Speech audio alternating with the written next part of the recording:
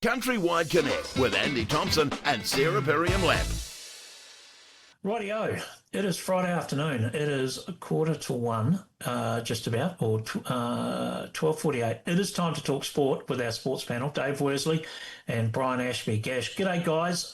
Welcome to the show. We've got Dave Worsley and Brian Ashby on the line. Because we've got three of us on the Zoom call, and Dave promised me to have his camera on, but I can't see it, but I can certainly see Brian. So I'm going to come to you, mate. What happened to the Warriors last week? Yeah. I haven't seen the game. Results surprised me. I look sitting third on the table at the moment. I like what I'm seeing, really. I mean, they're kind of, you're never quite sure what you're going to get with the Warriors, but here they are sitting third on the table. The thing that I like about the Warriors under Andrew Webster, I may have even said this last time we were chatting, is that even if things go bad for this Warriors side, there is a sense of character that wasn't always there in the past. If things would go wrong in a game, suddenly it would turn into a 30 or 40-point loss. It would be, a disaster. These guys seem to play for each other, and they play like professionals. And so here we are, third on the table. But Titans this weekend, tomorrow night, and they sort of historically a bit of a bogey team, aren't they, for the Warriors? Strangely, even though they're down in about 14th place. Warriors are at home, you'd expect them to get the job done, but there's sort of that caveat hanging over it that the Titans, a team you feel that they should always beat, but strange things happen. I watched it. I watched the Warriors the other day and also watched the Titans play. They're actually way better than 14th place. Dave Worsley, can we hear you? You should be able to hear me there. Yes, Andy? You can hear me? Yes, we can. We can't see. You did promise me your camera would be working, but obviously the technology in the 09's a bit average. But we're used to that, eh, Gash? I believe that my camera is working because I can see myself, but you guys can't see me. I'm going to blame it on Zoom, archaic technology. But anyway, talking about the Warriors, very impressive performance last time to deal to the Melbourne Storm, who actually have the same record as the Titans. But I mean, no wonder the match has been put at, 2 o'clock or thereabouts Australian time, because who really wants to see the Warriors against the Titans in Australia? Well, yeah, there is that, but it's 5 o'clock our time, which is a very sweet spot for us to watch it, and it's an absolute sellout there at Mount Smart, from my understanding. Yeah, that's right. I'll be out there myself working for Associated Press out of Australia. And, it's certainly been some very good crowds over the last, all of their home games. And people are saying, rugby's got to watch out, particularly with Moana Pacifica leaving. They're all going to go to rugby league and all this sort of thing. I don't actually believe that's going to quite happen. However, it's an opportunity now for rugby to sort itself out and actually maybe do something productive. Gash, just on what Dave said then about the Australians' attitude towards the Warriors, do you think that's a real thing or not? I think historically it has been. I'm not sure that I don't think so much this weekend. I think they genuinely actually like the Warriors. And you look at the atmosphere, Dave also alluded to the atmosphere at those Warriors games. It is electric. There is nothing like it in New Zealand sport. Well, we're seeing it a little bit with the A-League sides maybe now. Maybe we're sort of learning, feeding off the Warriors and things. We're getting, I think New Zealand supporters have grown. We've come a long way from being in the stands, and all we can come up with is Crusaders. This is as good as it gets. You go to an England football game and they'll, Wayne Rooney, back in the day, they'll be singing songs. He's fat, he's scouse, he probably robbed your house. Rooney. They're really crap. I think we're getting better as fans in New Zealand. A lot of that you can put down to the Warriors. Dave, is it the Polynesian influence? Because you see it not just in the Warriors, you see it when Tonga plays, when they have just whenever those national teams play, they just deck the halls with colours, right? Is that what it is? There's a fair bit of that when you go to the Warriors. Certainly the influence of it is part of the family, an extended family, and there's enough players in the team, and you can see that the families are coming along, and they're very big extended families who are enthusiastic. And that's one of the key things, that you're enthusiastic to go and watch players, even if they aren't your family. You just want to go and actually enjoy the occasion with your family. I mean, how often have you been along to a sport, both of you, and you've actually gone with your family or your friends, and it's become part of a ritual to actually go along with certain friends or certain family if you still like your family? Bill, Gash, you're normally in the commentators booth anyway, aren't you? But all right, let's switch to Super Rugby because it is a massive weekend. And the biggest game, obviously, is the Chiefs versus the Hurricanes Saturday. Saturday night, 7 o'clock. What do you make of this one, Gash? Tight game, this one. Yeah, the two best players in the competition on display, one on either team, Kuntupaya for the Chiefs and Warner Dearns for the Canes. I think I was really impressed with the Canes, the way they played against the Blues. I think the big test for them is just how's the forward pack going to stack up against the top New Zealand sides. And I think the thing that I like about this Hurricanes team, for the first time, they have a tight five that has the respect of other teams in the competition. You can't always say that, and that's been without Tyrell Lomax as well. So I think they're going very, very well, and this will sort of further underline their credentials if they can, take on a Chiefs side. Their pack, no slugs there. The subplot for me, a wee bit like the Barrett versus Love scenario. This time McKenzie versus Love. Let's see how Ruben Love, how the 10s sort of go head to head there. It's interesting the Chiefs getting the favouritism of the TAB on that one. I guess they've separated it simply by home advantage. Yep. Well, we'll go to Dave in a second, but give me your pick on that one. Who's going to take it out? I'll go with the Canes.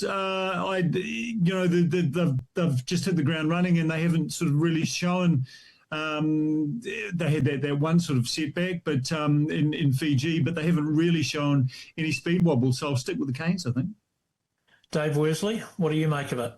Yeah, I think I'm probably going to go with the home side, even though the Hurricanes have won the last two times in Hamilton. I'm still going to go with the Chiefs to actually take that one out. I look at both teams and I see plenty of depth. Look at the loose forward trio for both sides, and it's decent loose forward trio. We've got the Canes ones working as very much a unit, and you've got a fair bit of bulk coming in when you look at the Chiefs. Loose forwards on this occasion as well, and some good players off the bench. That's the key thing for the best sides in Super Rugby. It's having players off the bench and having that depth rather than just, here's a star, here's the odd star, and then you sort of drop away. But it's when you actually have the depth off the bench, whereas the Blues have been perhaps missing that a little bit this season. All right, well, we're going to stay with you, Blues Highlanders then. I think there's a bit of a lay-down there. I think the Blues will be too strong for the Highlanders at home. What do you make of that, Dave? Yeah, I believe that as well. I think also having Patrick Tuipulotu back, Dalton Papali'i returning, those two add bulk, experience, and just that little bit of aggro as well, which should really help them win that match. Gash, I see you nodding. Yeah, interestingly, the Chiefs are gone, I think, a 6-2 split on the bench there. But, yeah, the Blues definitely, that's a pretty compelling second row, isn't it, Tuipulotu and Sam Darry. Segner's been playing magnificently. Zahn Sullivan, superb. I don't rate the Highlanders a chance in this one at all. All right, Crusaders over against the Force. That loss the other day wasn't great. Well, it was terrible. There were too many mistakes. The enterprising rugby, but just way too many mistakes. The only performance worse than that was when they got pumped by the Brumbies at home. They're 0-2 against Australian sides. I haven't been remotely convinced by anything I've seen from Noah Hotham this year, and clearly same with the coaching staff because they've put him on the bench, and Louis Chapman getting the nod in the number 9 jersey. Macca Springer finally getting a look in. He's been injured all season, so interesting seeing him come into the mix. I think they'll get the job done over there in Perth. They certainly need to after a pretty disappointing effort in Brisbane. Dave, you wouldn't even be taking any notice, would you? You wouldn't even know who they are. I know who the Force are, and I think they had also a good win in Brisbane as well. They beat the Reds a couple of weeks ago, then lost narrowly. I think it was just by 2 points in their next game. They're actually not a bad side.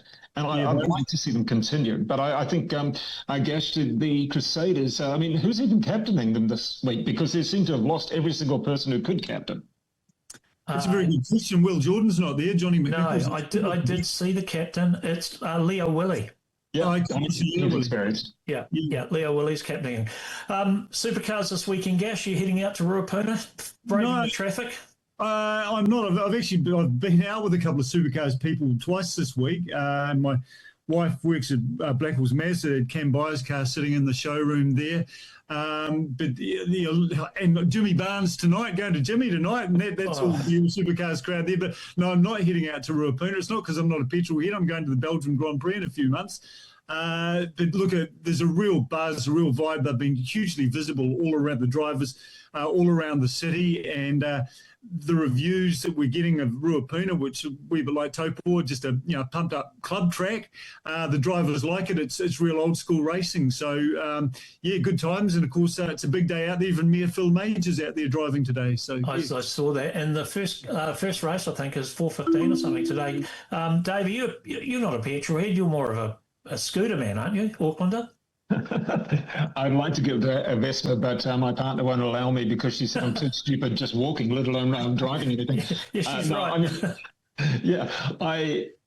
I feel a little bit sorry for Taupo last weekend because obviously they got hit by the big storms, and that was a real shame for them having everything shortened. So let's hope that everything works this weekend in Christchurch. I do like watching the V8s. However, I think New Zealand has dominated it too much for a little while. The Aussies got a little bit peeved with that. That's just one of the things. We had McLaughlin, we had Van Gisbergen, etc., just dominating. And Australians don't like that because they can't sell as much in New Zealand. They want to make it an Australian competition, have a Kiwi there every now and then, but doing okay, but not dominating. So even again now, we've got a couple of youngsters coming through, and it's great to see them driving. It is good, albeit in a time we're meant to be saving petrol, to see the V8s going around and seeing a bit of grunt around the circuits. Yeah, all right. Well, isn't it for motorsport in New Zealand at the moment? It really is exciting times across so many different classes. It is. Hey, Gash and Dave Worsley, we've got to go. But Gash, this time next week, you and I will be pumping up for the opening of the new stadium, right? 24th. I cannot wait. It's going to be so cool. It's going to be a great weekend in Christchurch, super round. Yeah, and they've had sort of free events, and I think people watching the Warriors and that there, everyone's just jumping out of their skin. And you mentioned the Supercars this weekend. That next weekend, Christchurch is just flying on a wee bit of a high. And look, it's been a long time coming, but how good is it going to be? The O3 is the place to be. Rightio. Thanks very much, Brian Ashby and Dave Worsley, for our sports wrap. CountryWide Connect with Andy Thompson and Sarah Perriam-Lampp.